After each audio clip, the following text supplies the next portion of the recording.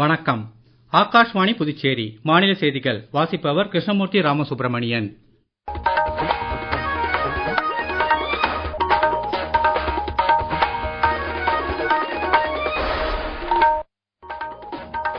தலைப்புச் செய்திகள். பிரதமர் திரு நரேந்திர மோடி நாளை 11,000 கோடி ரூபாய் மதிப்பிலான 2 தேசிய நெடுஞ்சாலை திட்டங்களை தொடக்கி வைக்கிறார். நாடு முழுவதும் இன்று ஸ்ரீ கிருஷ்ண ஜென்மாஷ்டமி கொண்டாடப்பட்டு வருகிறது.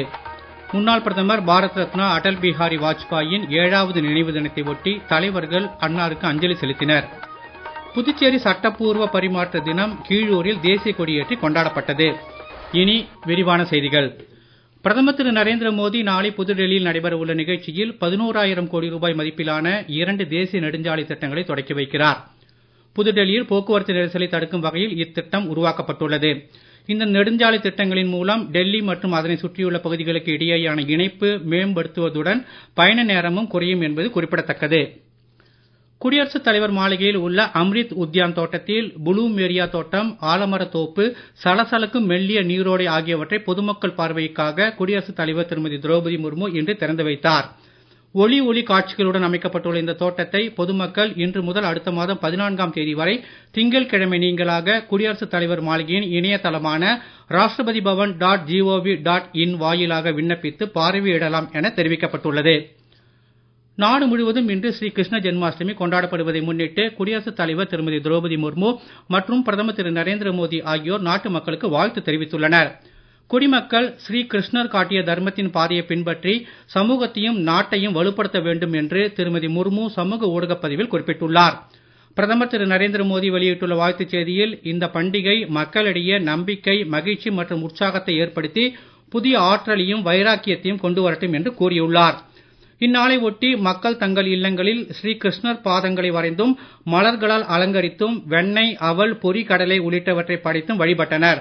ஸ்ரீ கிருஷ்ணர் அவதரித்த உத்தரப்பிரதேச மாநிலம் மதுராவில் உள்ள ஸ்ரீ கிருஷ்ணர் ஆலயங்கள் வண்ண வண்ண ஒளி அலங்காரங்களுடன் ஒளிர்கின்றன.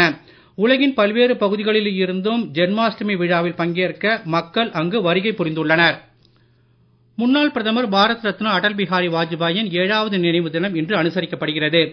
புதுடெல்லியில் ராஜ்காட்டில் அமைந்துள்ள அவரது நினைவிடமான சதைவ் அட்டலில் குடியரசுத் தலைவர் திருமதி திரௌபதி முர்மு, பிரதமர் திரு நரேந்திர மோடி, மத்திய அமைச்சர்கள் திரு ராஜ்நாத் சிங், திரு ஜே.பி. நட்டா, திரு கிரண் ரிஜிஜு, திரு கஜேந்திர சிங் ஷெகாவத், மக்களவைத் தலைவர் திரு ஓம் பிர்லா, டெல்லி முதலமைச்சர் திருமதி ரேகா குப்தா உள்ளிட்ட பலரும் மலரஞ்சலி செலுத்தினர்.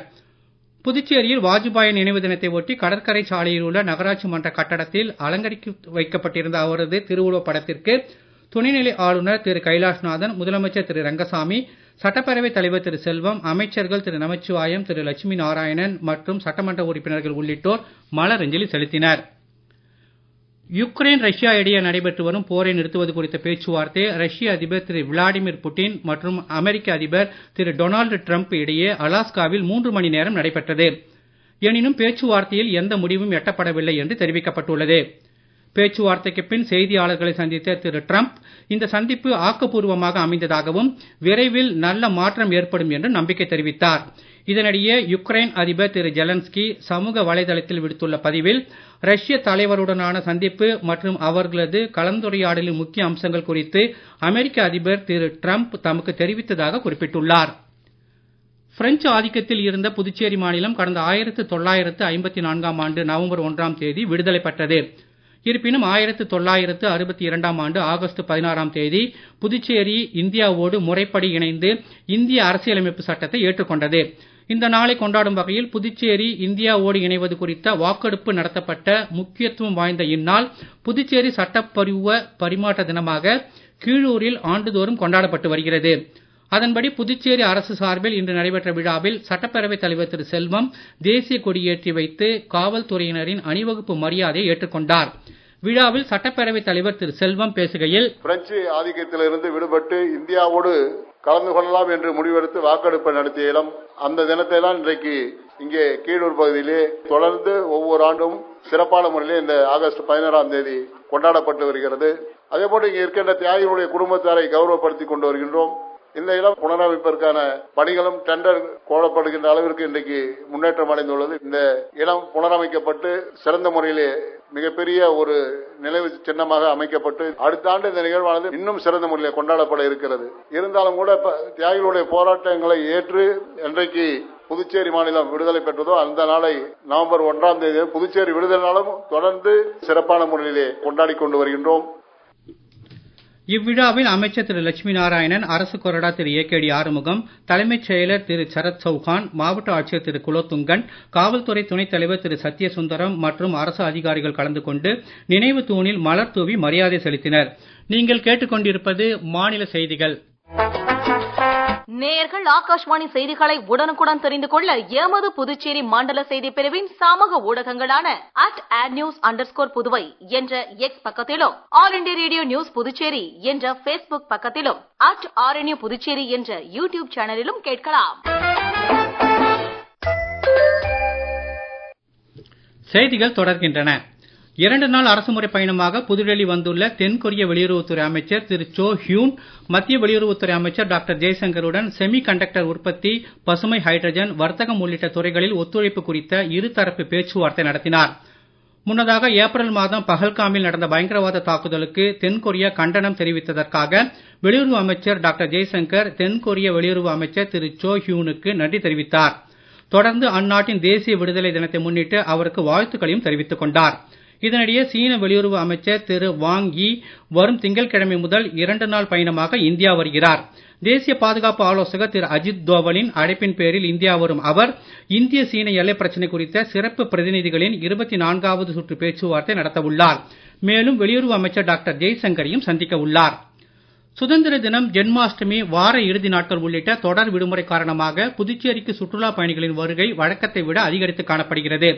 முக்கிய சுற்றுலா தலங்களான கடற்கரை சாலை, பாரதி பூங்கா, படகு குழாம் உள்ளிட்ட அனைத்து பகுதிகளிலும் சுற்றுலா பயணிகளின் கூட்டம் அதிகரித்து காணப்படுகிறது. மேலும் சுதந்திர தினத்தை முன்னிட்டு புதுச்சேரியில் உள்ள துணைநிலை ஆளுநர் மாளிகை, சட்டப்பேரவை வளாகம், தலைமைச் செயலகம் உள்ளிட்ட அரசு அலுவலகங்கள், தலைவர்களின் சிலைகள் வண்ண விளக்குகளால் அலங்கரிக்கப்பட்டு புதுச்சேரி விழா கோலம் பூண்டுள்ளது. இதனை ஏராளமான சுற்றுலா பயணிகள் மற்றும் பொதுமக்கள் கண்டு ரசித்து புகைப்படம் எடுத்து மகிழ்ந்தனர். இது குறித்து எமது செய்தியாளர் தரும் கூடுதல் தகவல்கள்.